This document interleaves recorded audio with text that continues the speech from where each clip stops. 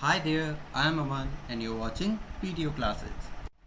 So, in the previous video, we have covered the third chapter from your beehive, that is the little girl, and in this video, we are going to cover the next half of that chapter, the second half of that chapter.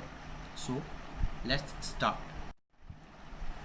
In the previous video, we have seen that how Kezia was having issues with her father, how she was not comfortable with her father, how she was afraid of her father being very strict, and how she made a cushion for her father's birthday, and she stuck some papers that were very important for her father inside the cushion. Because of that, father got angry and he beat her with a ruler. So let's proceed now. Let's see what happens next. Hours later, when grandmother had wrapped her in a shawl and rocked her in the rocking chair, the child clung to her soft body. So, plunge means, have you seen the cat sleep? How she folds her leg to her chest and how she sleeps like that. She was uh, in the rocking chair. The grandmother had wrapped a shawl. What did God make father for? She sobbed. She sobbed. Sobbed means to cry heavily, not heavily, to cry with a sound of your nose, sobbing, that way of crying. So she was sobbing. What did God make fathers for? She asked. Here's a clean hanky, darling. Blow your nose, go to sleep, pet. You'll forget all about it in the morning. I tried to explain to father, but he was too upset to listen tonight. The grandmother said to her granddaughter that blow your nose, take this hanky and forget about it. It happens. Your father was very angry, so he is not listening right now. He is very upset. And sleep well. I will talk to him later. I will explain again to your father. But the child never forgot. Next time she saw him quickly put both hands behind her back and a red color flew into her cheeks.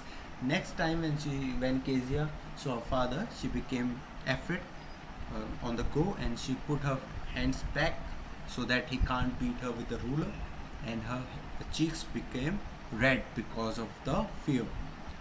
The McDonald's lived next door, so they were neighbors of Kezia's. McDonald's, they lived next door. They had 5 children, so the McDonald's were having 5 kids in the house. Looking through a gap in the fence, so Kezia used to peep in their house from the fence. The little girl saw them playing tag. Tag is a children's game of catching one another. So she used to peep that how they used to play tag. The father with the baby Mao on his shoulder. The father had one baby named Mao, the McDonald's, Mr. McDonald. Two little girls hanging on to his coat pockets ran around and round the flower beds. So they used to play. The father used to play very nicely with the kids. Mao, the little one, on his shoulder. Once she saw the boys turn the hose on him, and he tried to catch them, laughing all the time. Hose, a pipe. So they were playing, and he tried to catch the two boys instead of beating them. So it was a very strange thing for Kezia that a man is playing with his kids and not getting annoyed by their mischief. Then it was she decided there were different sorts of father. So she came to a conclusion that there are different sorts, means different kinds of fathers. Suddenly one day mother became ill. So what happened next? One day her mother was ill and she and grandmother went to the hospital. So grandmother took mother to the hospital. The little girl was alone in the house with Alice. Alice was the cook. That was all right in the daytime. So it was fine in the daytime. She was living with the house help, the cook Alice, and mother went to the hospital with grandmother. But while Alice was putting her to bed, she grew suddenly afraid. So when she was going to for a sleep, she became afraid. Alice was putting her to bed, What will I do if I have a nightmare? She was afraid of the nightmares, the scary dreams. She asked, I often have nightmares and then Granny takes me into her bed. I can't stay in the dark. It all gets whispery. Whispery means with a lot of noise, whispers. So she said that Granny, the grandmother, uh, takes me to bed. She tells me stories or stuff, so I become comfortable and then only I sleep. You just go to sleep, child, said Alice, pulling off her socks, and don't you scream and wake your father. So Alice said, you just sleep, child, nothing will happen. But the same old nightmare came, the butcher with a knife. So she used to have a nightmare about a butcher, someone who cuts meat, with a knife and a rope, or a burglar also. Butcher is often called a burglar, someone who breaks into your house and steals your stuff, who came nearer, smiling that dreadful smile while she could not move, could only stand still. So, what was the nightmare she was having? About a butcher who was coming with a knife to kill her and to still steal something from the house. She was not able to smile. He was smiling very awkwardly, very scarefully, very dreadful smile. Grandma, she woke shivering to see father beside her bed, a candle in his hand. So she woke up calling her grandmother, and she saw that father was beside her bed holding a candle. What's the matter? He said. Oh, a butcher, a knife, I want granny. He blew out the candle. So what happened? Kezia told her that I want my granny. A butcher is there, a knife with a knife in his hand. So what happened next? He bent down. He blew out the candle. The father blew down the candle and he bent down and caught up the child in his arms. So the father caught her kid in his arms, carrying her along the passage to the big bedroom. A newspaper was on the bed. He put the paper away. So he must be reading the newspaper. So he threw the newspaper away. He took Kezia on her arms. He laid her onto the bed, tucked up her child. Tucked up means to properly make her sleep in the bed with all the bed sheets and covers.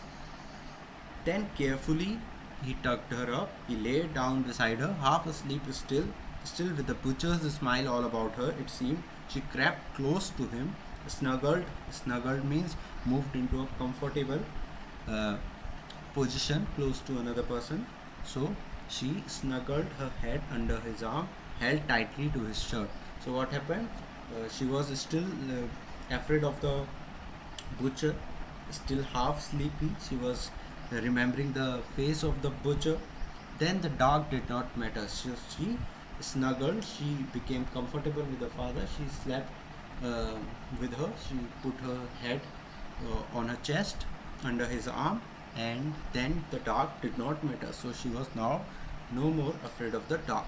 Here, rub your feet against my legs and get them warm. So father said that rub your feet against my legs so that you can feel warm.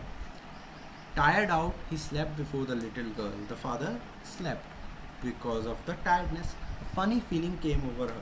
Poor father, not so big after all. So what happened in the beginning of the story? The girl compared her father with a giant, that his hands are so big, his mouth is so big, his neck is so big. Now she is saying that poor father is not big after all, and with no one to look after him. So now she is feeling pity over her father.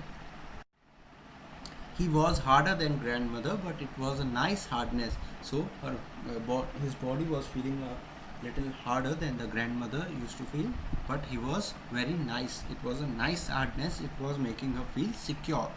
And every day he had to work and was too tired to be a Mr. McDonald. So every day he is going out and working. So he can't be Mr. McDonald every day. He has a lot of duties to look after.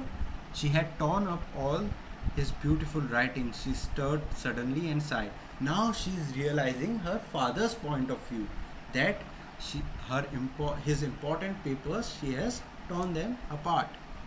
What is the matter? Asked her father. Another dream. Oh, said the little girl. My head's on your heart. I can hear it going. What a big heart you have got, father dear. So what happened? The father asked her, that you are having another scary dream. And the girl said, my head is on your heart, father, and how big heart you have got, father dear. See, firstly she was comparing her hands with a giant, big mouth, big hand, big neck. Now she is saying that what a big heart you have. So see the drastic change. Now the child has realized that her father always loves her, and though they have different opinions, but the love is always there. So this story was written by Catherine Mansfield. I think it is a very beautiful story and you must have understood it well. Now you will complete your work and we will meet again in the next video. Like the video, watch the videos, share the videos, and do subscribe to the channel. Thank you so much for watching the video.